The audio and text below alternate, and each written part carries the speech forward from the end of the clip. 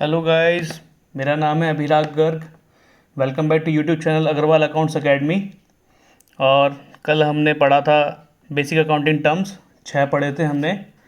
और आज हम पढ़ेंगे कुछ और नए। तो स्टार्ट करते हैं। तो 7th इसमें आता है एसेट्स। तो assets are economic resources of an enterprise. Assets क्या होती हैं? किसी भी बिजनेस के लिए एक इकोनॉमिक रिसोर्सेज का काम करती हैं, क्योंकि कोई भी बिजनेस बिना एसेट्स के रन नहीं किया जा सकता। ठीक है। किसी भी बिजनेस में मशीनरी होगी, ठीक है, या फिर उसके अंदर स्टॉक होगा, स्टेशन, या फिर आपका फर्नीचर होगा। ठीक है। तो बिना एसेट्स लगाए बिजनेस के अंदर आप कोई भी पैसा नहीं कमा सकते, ना ही बिजनेस को अब ले जा सकते हैं, ना ही बिजनेस को रन कर सकते हैं अच्छे तरीके से। तो इसी का मतलब ये है कि assets are economic resources of an enterprise. एक इकोनॉमिक रिसोर्स है एसेट्स, ठीक है, which can be express in the terms of money. तो वो एक मनी के रूप में हम उनको बता सकते हैं। ठीक है। इन मनी के टर्म्स में मैशर कर सकते हैं उसको। तो जैसे लैंड एंड बिल्डिंग है, स्टॉक, फर्नीचर, कैश, बहुत सारी चीज़ें होती हैं। तो ये है। तो इसमें एक 3 कंडीशंस हैं इसकी कि स्टॉक, ये एसेट्स क्या क्या होनी चाहिए, किस तरीके से होनी चाहिए। It should be owned by business. Business के अंदर ही हो, ऐसा नहीं है कि किसी और की बिजनेस की हम एसेट्स की वैल्यूएशन कर दें। अपने खुद के बिजनेस की और मतलब वैल्यूएशन करेंगे तो अपने खुद का बिजनेस ही ऑन कर रहा हो उन एसेट्स को। ठीक है। इट मे बी टेंजिबल और इंटेंजिबल। टेंजिबल इंटेंजिबल अगर पढ़ेंगे, मैंने बताया भी था आपको पहले कि टेंजिबल जिनका फिजिकल एक्सिस्टेंस होता है, जिनको हम छू सकते हैं या आंखों से देख सकते हैं, फील कर सकते हैं, स्पर्श कर सकते हैं। ठीक है। इंटेंजिबल जिनका क्या है, फिजिकल एक्सिस्टेंस नहीं होता, सिर्फ और सिर्फ उनका हम क्या कहते हैं, उसको उसके बारे में इमेजिनेशन कर सकते हैं, लेकिन उनकी जो वैल्यू है वो in the terms of money आकी जा सकती है। ठीक। It may be measurement in the form of money. तो ये क्लियर है ही कि कोई भी एसेट्स जो भी एक मनी के टर्म में मेजर की जा सके वो एसेट्स होगी, अदरवाइज वो एसेट्स नहीं कहलाएगी। ठीक है। तो एसेट्स की जो कैटेगरी है वो कितनी है? ये है एसेट्स की आपकी जो कैटेगरी है, क्लासिफाइड है, वो अपनी 3 क्लासिफाइड है वैसे तो। और फर्स्ट है आपकी करंट एसेट्स और non current assets. Non current assets those assets which are held for continued use in the business like fixed assets. तो नॉन करंट एसेट्स का मतलब ये है कि जो 1 साल में उनको बेच करके पैसा नहीं लिया जा सकता, वो जब तक बिजनेस चलता है जब तक चलेंगी, उनकी लाइफ एंड है, यानी जब बिजनेस ख़त्म होगा तभी उनको बेच करके उनको कैश में कन्वर्ट किया जाएगा। ठीक है। तो इसलिए वो नॉन करंट एसेट्स कहलाती हैं। इसमें क्या कहा गया है कि continued use in the business. ठीक है। तो कंटिन्यू वो चलता रहेगी। जैसे किसी आपकी कोई मशीनरी है, सपोज़ कीजिए कि जूतों के बनाने का जैसे कोई मशीनरी है, ठीक है, या फिर आपका कोई कारखाना है, तो उसमें machinery is a big role. तो मशीनरी के बिना ना ही कारखाने में कुछ चीज़ें प्रोड्यूस कर सकते हैं, और ना ही जूते की फैक्ट्री में कोई मशीनरी से कुछ चीज़ बन सकती है। जैसे उसका आपका रॉ मटेरियल तैयार होता है, कट कॉपी होती है। तो बहुत सारे ऐसे एग्जांपल्स हैं।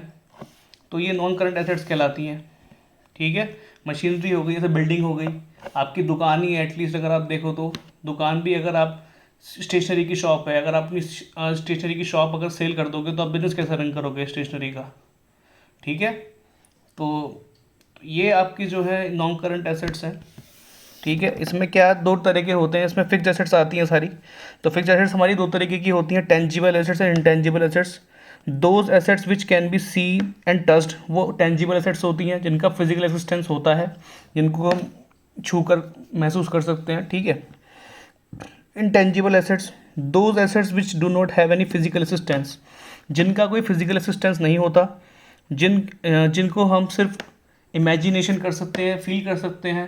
ठीक है। तो लेकिन उनको हम इन the terms of money measurement कर सकते हैं उनका।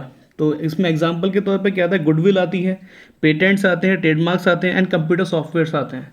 आजकल बड़ी बड़ी आईटी कंपनीज है, ठीक है, तो वो क्या, उनका काम क्या होता है, वो आपका कंप्यूटर सॉफ्टवेयर पे काम कर रही हैं। तो कंप्यूटर सॉफ्टवेयर कोई चीज़ नहीं है उसको हम पकड़ लें, छू लें, उसको फील कर लें। वो सिर्फ एक इमेजिनेशन है, एक व्यूइंग एक्सपीरियंस है, जिसके बेस पे सारा आजकल काम हो रहा है। ठीक है। तो ये एक नया एग्जाम्पल है, इसलिए मैंने इसको इंक्लूड करा है ये भी बहुत रिसेंटली जो नई किताबें प्रिंट होकर के आई हैं उनमें ये एग्जांपल दिया हुआ है, तो इसलिए मैंने आपको इसमें डाला है। कंप्यूटर सॉफ्टवेयर भी it is an intangible asset. ठीक है, अब आते हैं आपका करंट एसेट्स में। करंट एसेट्स आपकी क्या है? करंट एसेट दो assets which are meant for sale और which the management would want to convert into cash within a year. तो करंट एसेट्स वो होती हैं विद इन अ ईयर। मैंने जैसे आपको बताया था लास्ट वीडियो में, जो आपको लायबिलिटीज़ के बारे में बताया था कि जो एक साल के अंदर पेड ऑफ हो जाती हैं, ऐसे ही यहाँ पर करंट एसेट्स हैं जो एक साल के अंदर जिनको हम बेच करके पैसा ले सकते हैं, जो कन्वर्ट किए सकती हैं कैश में। ठीक है, तो वो हम करंट एसेट्स में इंक्लूड करते हैं। For an example sale of goods convert into the cash. अब आप देखिए, आपके पास किसी भी, आप कोई बिजनेस रन कर रहे हैं, स्टेशनरी का बिजनेस रन कर रहे हैं, फर्नीचर का कर रहे हैं, किसी का भी बिजनेस रन कर रहे हैं। अब उसके अंदर आपका स्टॉक रखा हुआ है, stock is a current assets. ठीक है, अब स्टॉक को अगर हम सेल करेंगे मार्केट में तो वो कन्वर्ट होकर किस रूप में हमारे पास आएगा, किस कंडीशन में आएगा? कैश की कंडीशन में हमारे पास आएगा, विच इज़ ऑल्सो एसेट्स। ठीक है ना, cash is also an assets and stock is also an assets. तो ये दोनों कैटेगरी सिर्फ एसेट करंट एसेट्स के में इंक्लूड की जाएंगी, क्योंकि इनको हम इजीली कन्वर्ट कर सकते हैं कैश में। ठीक है, जैसे डेटर हैं, डेटर को हम किसी के नाम में हमने चढ़ा रखा है पैसा कि इससे हमारे 5 लाख रुपए आने हैं, तो वो जैसे ही हमें पे कर देगा तो हमारा क्या हुआ, तो डेटर खत्म हो जाएंगे, क्या आ जाएगा? कैश। ठीक है, ऐसी बी आर है बिल रिसीवेबल, हमने किसी को हम ड्रॉअर है, हमने ड्रॉई को बिल लिख करके दिया है। ठीक है, अब वहाँ से वो पेमेंट आ गई तो वो बी आर खत्म होकर के कैश में कन्वर्ट हो जाएगा। ऐसी प्रीपेड एक्सपेंसेस है। ठीक है, प्रीपेड एक्सपेंसेस भी क्या है कि हमने पहले ही पे करे हुए हैं एक्सपेंसेस। ठीक है, तो वो जब पूरे हो जाएंगे तो वो कैश में कन्वर्ट हो जाएगा। ठीक है, तो मतलब करंट एसेट्स वो चीज़ हैं जो भी एसेट्स को हम कन्वर्ट करके मतलब कैश में कन्वर्ट हो जाए वो with in a year 12 months के अंदर अंदर, वो करंट एसेट्स कहलाती हैं। ठीक, अब आता है फिक्टिशियस और nominal assets. Assets which can not be realize in the cash और not further benefits can be derived from the these assets. अब देखिए, फिक्टिशियस एसेट्स को हम वो मानते हैं, ना ही देखो वो टेंजिबल है ना ही इंटेंजिबल है। अब आप कहोगे कि सर वो ना ही टेंजिबल है ना इंटेंजिबल है, तो उसको कैसे वैल्यूएशन करें हम? अब हम बताते हैं, वो इस तरीके का एक एक्सपेंस है। आप सपोज कीजिए कि आपका एक अच्छा खासा बिजनेस है, 100 करोड़ के आसपास की आपकी कंपनी है। अब आपने सोचा कि हमने इसका एडवर्टाइजमेंट कराना चाहिए, तो एडवर्टाइजमेंट के लिए आपने किसी फिल्म स्टार को बुला लिया, सपोज कीजिए आपने ऋतिक रोशन को बुला लिया। अब उसको आपका कोई प्रोडक्ट है, उसको सेल करने के लिए, उसको एडवर्टाइज करने के लिए आपने 6 करोड़ रुपए उसको दे दिए, तो ये एक हैवी एडवर्टीजमेंट हो गया। तो ये हैवी एडवर्टीजमेंट हो गया, इसका मतलब क्या है कि हम उस एडवर्टाइजमेंट एक्सपेंस को P&L में राइट ऑफ नहीं कर सकते, यानी उसको P&L में घटा करके नहीं ले सकते, वो नॉमिनल एक्सपेंस नहीं कहलाएगा हमारा, क्योंकि वो हैवी एडवर्टाइजमेंट एक्सपेंस है। वो एक ब्रांड वैल्यू बन चुकी है ऋतिक रोशन की वजह से, जिसकी वजह से आपके बिजनेस में वो पैसा आपका इतना काम करेगा, क्योंकि एक ब्रांड वैल्यू होने के कारण वो जो प्रोडक्ट आप ऋतिक रोशन के थ्रू सेल करवाएंगे उसको बहुत सारे लोग खरीदेंगे, जिसकी वजह से क्या हो रहा है, जिसकी वजह से आपके बिजनेस की सेल बढ़ेगी। तो इसीलिए इनको इसमें एक आगे पॉइंट आएगा, मैं आपको पढ़ाऊंगा, वो डिफर्ड रिवेन्यू एक्सपेंडिचर के नाम से भी जाने जाते हैं।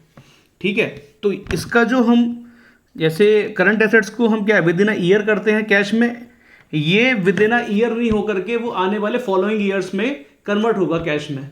धीरे धीरे जैसे सेल आपकी इंक्रीज होती जाएगी, तो सेल इंक्रीज होते होते उसका जो पैसा, उसका जो प्रॉफिट आपको मिलता रहेगा, उससे आपके एडवर्टीजमेंट, जो हैवी एडवर्टीजमेंट आपने 6 करोड़ रुपए खर्च किया है, वो उसका राइट ऑफ होता रहेगा, वो खत्म होता रहेगा। ठीक है, तो इसीलिए उन्हें फिक्टिशियस एसेट्स कहा जाता है, क्योंकि बिजनेस में आपको एक प्रॉफिट भी दे रही है और बिजनेस को की सेल बढ़ाने में भी हेल्प कर रही है। ठीक है, ऐसे ही आपका discount on issue of debenture.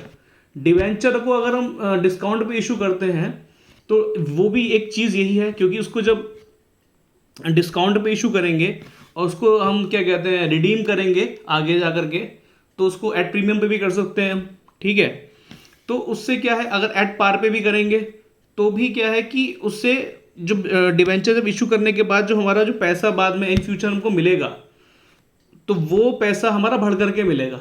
ठीक है, और एट प्रेजेंट जो डिस्काउंट हम पे जो इशू कर रहे हैं डिवेंचर, वो डिवेंचर हमारे क्या होंगे, ज़्यादा सेल होंगे, ठीक है, तो इन फ्यूचर क्या है कि वो पैसा हमारा बढ़ करके हमको मिले करेगा। ठीक, अब क्या है 8, capital receipt and revenue receipt. ये आगे डिवेंचर के चैप्टर्स हैं या ये चीज़ें मैं आपको उसमें थोड़ा समझा दूंगा, लेकिन बेसिकली आपको एक दिमाग में एडवर्टाइजमेंट वाला एक आप एग्जांपल फिक्स कर लीजिए, तो उसको आपको काफ़ी आसानी रहेगी। अब है आपका capital receipt and revenue receipts.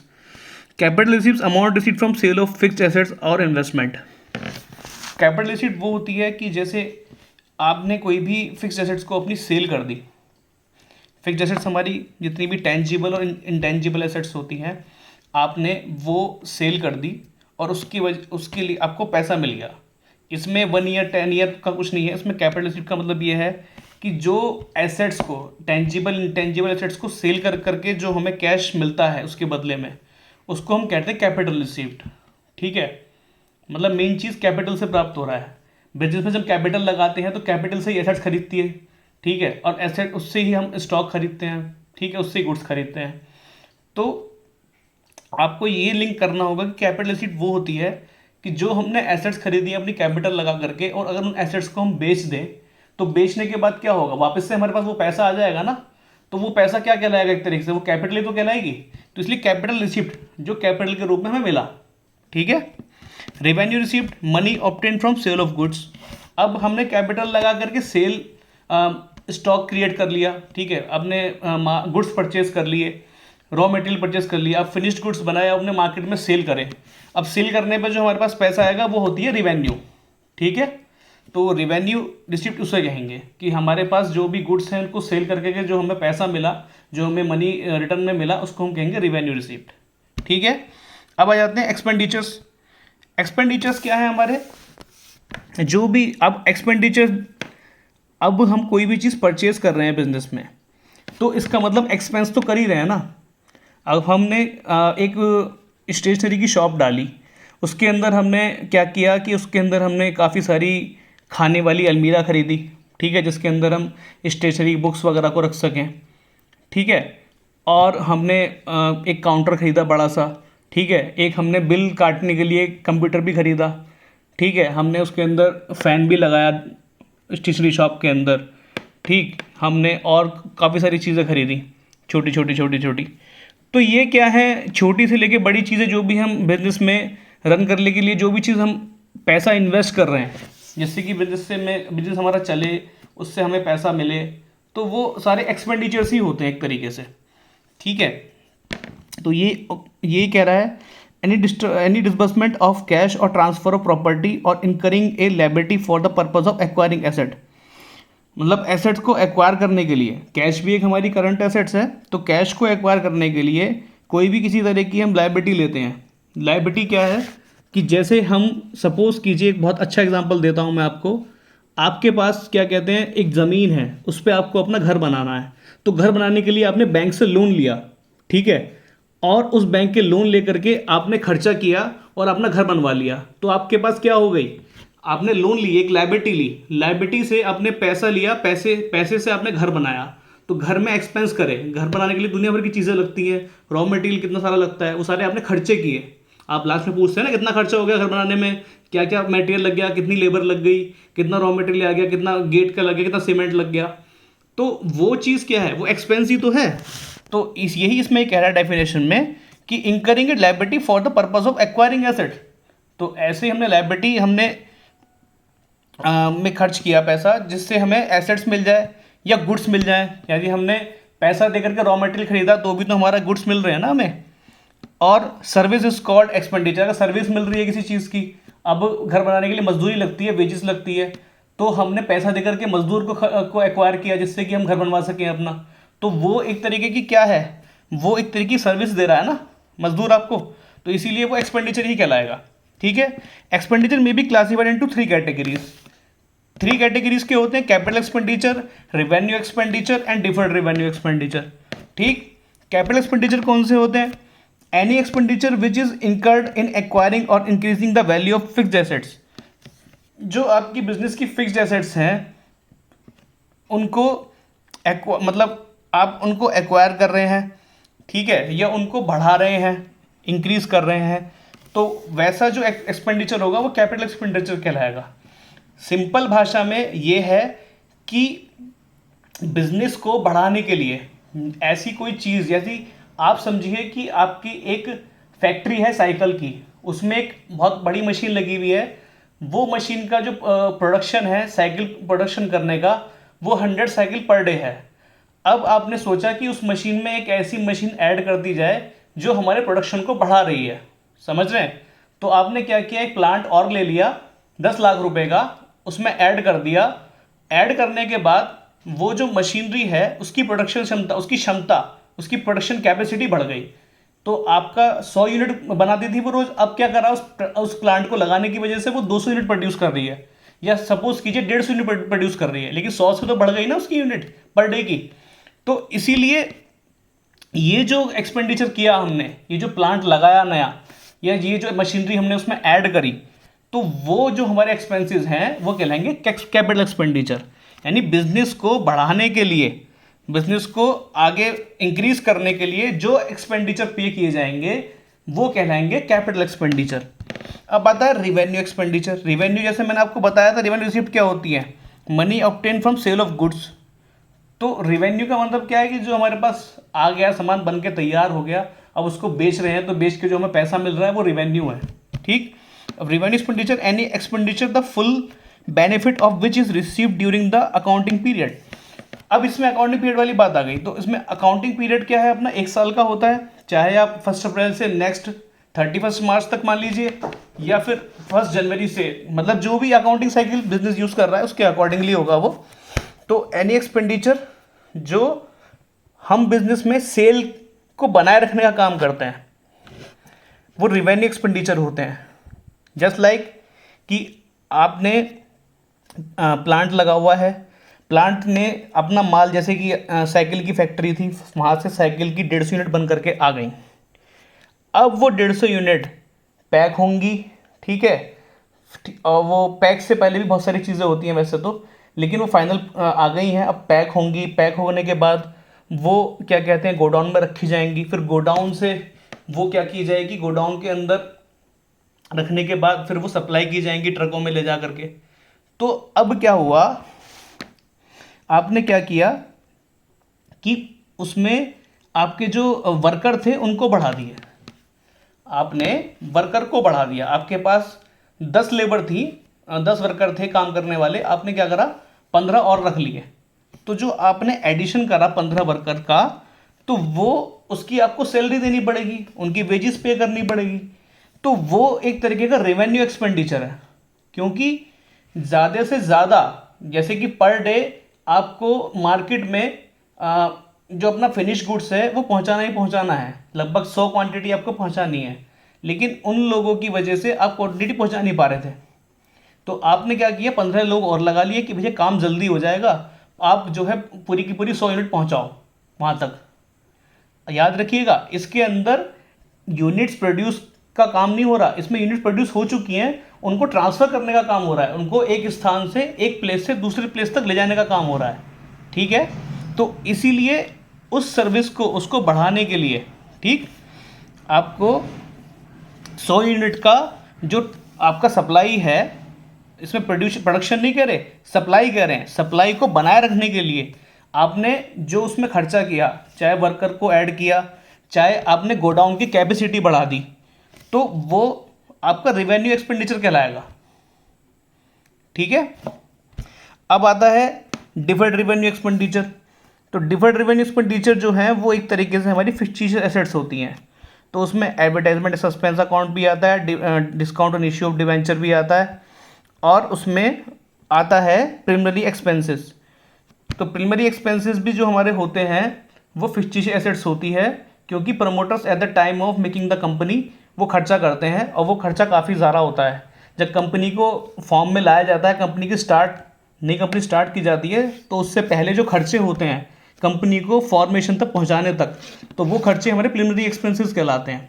तो वो एक तरीके से हमारे डिफर्ड रेवेन्यू एक्सपेंडिचर भी होते हैं, प्लस वो फिक्टिशियस एसेट्स भी होती है जो हम बैलेंस शीट में दिखाते हैं। ठीक है।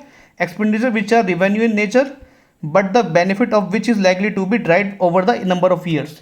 जिनका बेनिफिट हमें आगे नंबर ऑफ ईयर्स तक मिलता रहता है। ठीक है, वो जैसे मैंने आपको एडवर्टीजमेंट वाली बात बताई थी, ऐसी इसकी बात है कि जब प्रमोटर्स ने कंपनी बनाने के लिए जो खर्चे किए तो उससे कंपनी क्रिएट हुई, कंपनी का एक वजूद बना, एक फॉर्म में आई वो कंपनी। फॉर्म में आने के बाद कंपनी ने शेयर इशू करे या कंपनी ने अपना काम करना शुरू करा, उसके बाद सेल करी प्रोडक्ट्स का, उसने सेल करी, उसको प्रॉफिट मिला। तो ये सारी चीज़ें से क्या है, नंबर ऑफ ईयर्स में उसका जो बेनिफिट है मिलता चला गया ना। तो कंपनी अगर शुरू ही ना हुई होती तो उसका बेनिफिट कैसे मिलता। तो ये खर्चे वो हैं जो कंपनी बनाने के लिए उससे पहले किए जाते हैं।